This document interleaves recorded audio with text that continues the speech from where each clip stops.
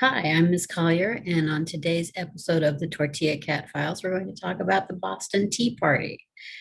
The Boston Tea Party, to find out why it happened, we have to go back a little ways and look at some of the things that happened before it. So, one of the first things that happened that was really important was the 7 Years' War, what we call in America the French and Indian War. This war started in 1756 and it ran from until 1763, and it was fought mostly in North America. It was fought between the British governments and the French government. Sorry, Scout's throwing her tail in front of the camera and it's throwing me off a little bit. Who knows? She may join us in a minute. We just never know. But it was fought between the French governments and the British governments over who was going to have control of North America, of the what became the United States. The French had been there longer than the British, but they weren't settling it and making colonies. They were sending people over. They were looking for gold. They were looking for silver, but they were also using the land to trap furs like beaver pelts and various different furs and sell them back in Europe. This was big money for them. But they weren't building colonies. The British were sending people over to live there, make colonies, farm, do things like that. So a lot of the Native American peoples were willing to help the French because they were kind of doing the same things that the Native American people were doing in a lot of ways. They weren't really settling and staying there. They were just coming in, doing some hunting, moving on. The British people were coming in saying, yeah, we want this land now. You have to move. This is ours now because, y'all are terrible people and we don't want you around us, because they didn't ever try to understand the Native American people's beliefs. They had their beliefs and they didn't recognize anybody else's. So the Native American people oddly had a problem with this. And they did not like the British settlers as much as they were willing to get along with the French settlers. So a lot of the Native American tribes sided with the French. So it was the French and Indian War. In the end, Britain won the war and they got control of large portions of Canada and of the United States. And the French presence became next to nothing in the United States, in America, in North America at that point. They were driven mostly out. They still had land and they still were there, but they were never a big threat to the British again after this war.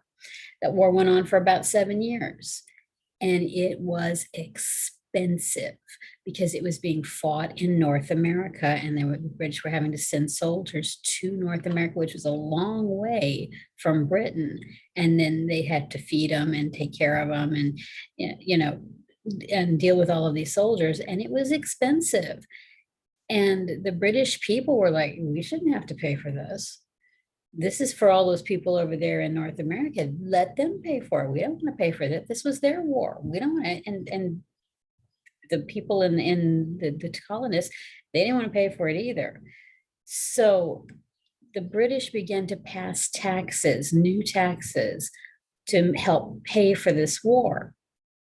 And the bulk of those taxes were on the people in North America. And one of the things you need to understand, I think that's Bass. Bass, quit that. One of the things you need to understand is how the British viewed their colonies in North America. They viewed them as captive audiences to buy their products. They saw North America as a place where they could go. Apparently there's Kitty Olympics going on in there. They saw North America as places where they could go to get raw materials, lumber, things like things like the animal pelts that they could take and make into finished products. They could take the lumber, they could build furniture, they could build ships, they could take the animal pelts. They used beaver skins to make those hats, the tall hats like Abraham Lincoln wore. Those were called beaver hats. And these were very popular, and they would use these materials to make those things. And then they would bring these finished goods back and sell them to the people in the colonies. And they mostly had to buy them because they didn't have any place else to go. They were not allowed to make manufacturing plants of their own. They could grow their own food for their own families, but they weren't really allowed to like make factories or start any kind of business like that at this time that was using the raw materials to make their own stuff. They were supposed to be buying everything from Great Britain. That began to change over time just because people are what people are.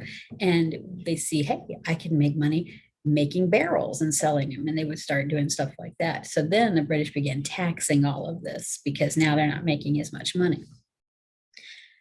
So the first big tax that they had passed was called the Sugar Act, and that was in 1764. So that's like right after the war was over. It taxed all of the sugar coming into the colonists, and the colonies and the colonists began to be a little bit upset about this and started grumbling to each other. But then they passed the Stamp Act in 1765. This one was proposed by the prime minister, whose name was George Grenville at that time. He said, hey, how about we tax all of this stuff? We passed this Stamp Act. Parliament said, okay. They didn't talk about it. They didn't discuss about it. If you've watched the news, you know that in our country today, nothing gets done quickly. Everything takes, this side has to talk and this side has to talk and the two sides have to. That's usually the way it was because there were two sides in Great Britain too, also. And they have to talk it all over and then decide, okay, this is what we're going to do. This one, they just, yeah, okay, that sounds good, which is unheard of. This taxed everything made out of paper, newspapers, paper that you would write letters on, stamps to put on the letters that you wrote. They taxed the food packages because they had stuff written on they were made out of paper and it had stuff written on them. Anything, playing cards, anything made out of paper was taxed. And the colonists really began to get upset about this. And there was one particular group that got upset. They called themselves the Sons of Liberty. There were two groups of Sons of Liberty. There was a group in Boston and there was a group in New York. The group in Boston was led by a man named Samuel Adams. And they decided to meet on August the 14th in 1765. They met in Hanover Square in Boston, and the man who was the official who was supposed to be in charge of collecting all of these taxes was named Andrew Oliver. And they made like a dummy of him and took it to this tree in Boston, in Hanover Square in Boston, and hanged it from this tree. Like, this is what we want to do to you. It was basically a threat. And then they went to his house and ransacked his house. And just acted badly. The Stamp Act, was repealed in 1766 because the British people started to see, this isn't working all the way we thought it would. So they repealed it on everything except tea. And, we think now, what's the big deal? Nobody drinks tea. Everybody in America drinks coffee. Coffee is more popular than tea in America. And this is part of the reason why. Up until then, everybody drank tea. Tea was the thing that they all drank. They didn't have soda. They didn't have Cokes. They didn't have, whatever energy drinks, whatever else. They had tea, they had water, and let's be honest, they had beer. And a lot of people drank a lot of beer because they thought that the water was going to make them sick. And in a lot of cases it was, because they were polluting the rivers and things and then drinking the water. And so they were getting sick from the water. Tea was actually taxed since 1767 under the Townshend Act. So this tax on tea wasn't new. But what happened was that the British government granted a monopoly to the British East India Tea Company. And a monopoly, you've probably all seen the game, and you have to try to get all of the pieces that are all one color so that you have all of the pieces that are one color. And then you can build hotels on them and houses and whatever and charge a lot of money. Well, monopolies in real life work sort of the same. You're trying to get all of the ability to make something, all of the ability to sell something. That's a monopoly. If you're the only one and there's no competition, that's a monopoly. And the British East India Company was given a monopoly to sell tea in North America, which means that nobody else, no other country was allowed to bring tea and sell there, which means that the British East India Company could say, okay, this used to cost you 17 cents for a cup of tea. Now it's going to cost you $35. They could set whatever price they wanted. And if you wanted tea, you had to pay that price. And so people in America or in North America knew that the prices were going to go up. That's the way monopolies work. Competition keeps the prices down. And they were not happy about this at all. So the British East India Company had lots and lots of tea that they had backed up and hadn't been able to sell because of the war. They couldn't ship things the way they needed to be able to. So they had like 17 million pounds of tea sitting there that they had to get rid of. And so they were going to dump it on North America and charge them an arm and a leg for it. And then they were going to make lots of money and be happy. And North America was not going to be happy, but who cares? So the colonists were very angry about this. And in December of 1773, three British ships arrived in Boston Harbor. These ships were the Dartmouth, the Eleanor, and the Beaver. Those were the names of the three ships, and they were loaded with tea. That's all they were carrying, that and their crew, just full of tea. The colonists demanded that these ships not be allowed to unload this tea and just take that tea back to England. We don't want it. We're going to deal with it ourselves. We'll get tea someplace else. There's other countries that sell tea cheaper. We're going to deal with them. The governor of Massachusetts colony, Thomas Hutchinson, refused to allow the ships to return to England. So they were stuck there in Boston Harbor, just sitting there waiting. On December the 16th of 1773, members of the Sons of Liberty of Boston dressed up as Native Mohawk Indians, and they took 340 crates of tea from all three of these ships and dumped them in the harbor.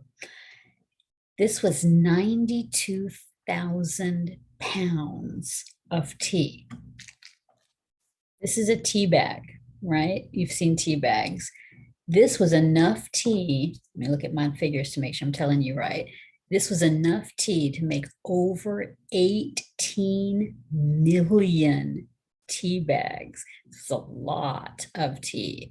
When I was a kid and they talked about they dumped some tea, it always showed them like dump 3 crates of tea, and I'm thinking, oh, that's not such a big deal. 18 million tea bags. That's a big deal.